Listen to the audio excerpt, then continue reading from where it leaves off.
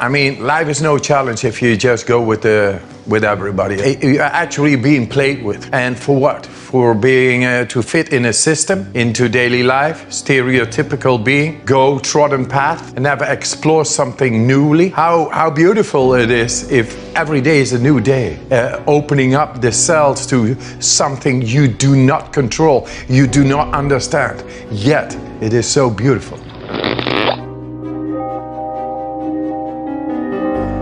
I dove into esoteric disciplines, languages, cultures, religions, philosophies, and all that. Couldn't make that connection until I found myself in freezing water one day in the morning, and the cold really is merciless but righteous.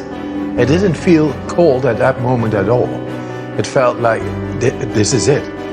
A voice deep from within, not from the brain, from deep within, agreeing with that moment, came about, engulfed me, and said, that was the life, that was the connection. I grew on the most beautiful spot in the whole universe, and that's the earth. My birth was traumatic, my mother told me later. I'm one of the twins, and they never knew there was a second one.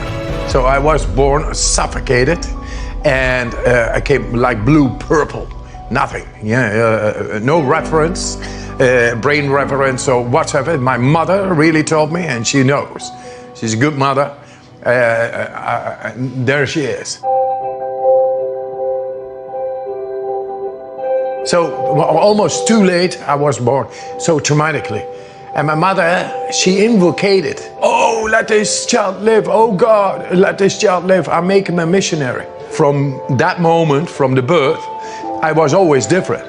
And it challenged me to go and look for this connection with this trauma. And the cold brought it about. Because in the cold, you gotta be effective. No, you go past the pain, you go past your trauma.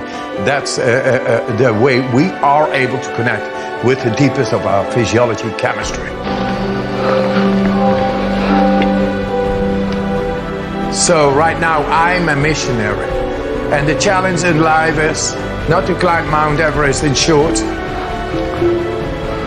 That's good to attract attention, but to bring about the wisdom of nature itself.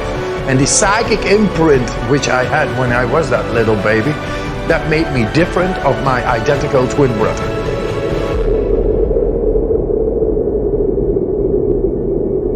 They asked the professors and all the scientific world, what's happening with this guy? Because this is not possible. They're genetically the same imprint, my brother, and they see he is not capable of doing what he is capable of. And why? Because I just dove deeper.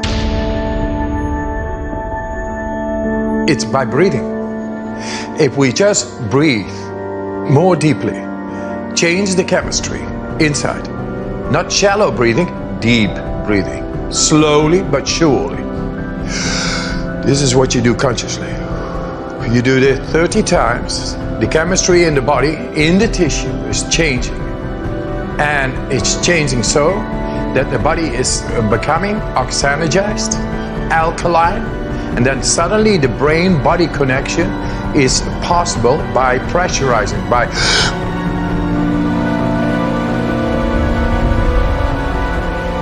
once you begin to have that connection with the body, then you're able to connect within, in the brain.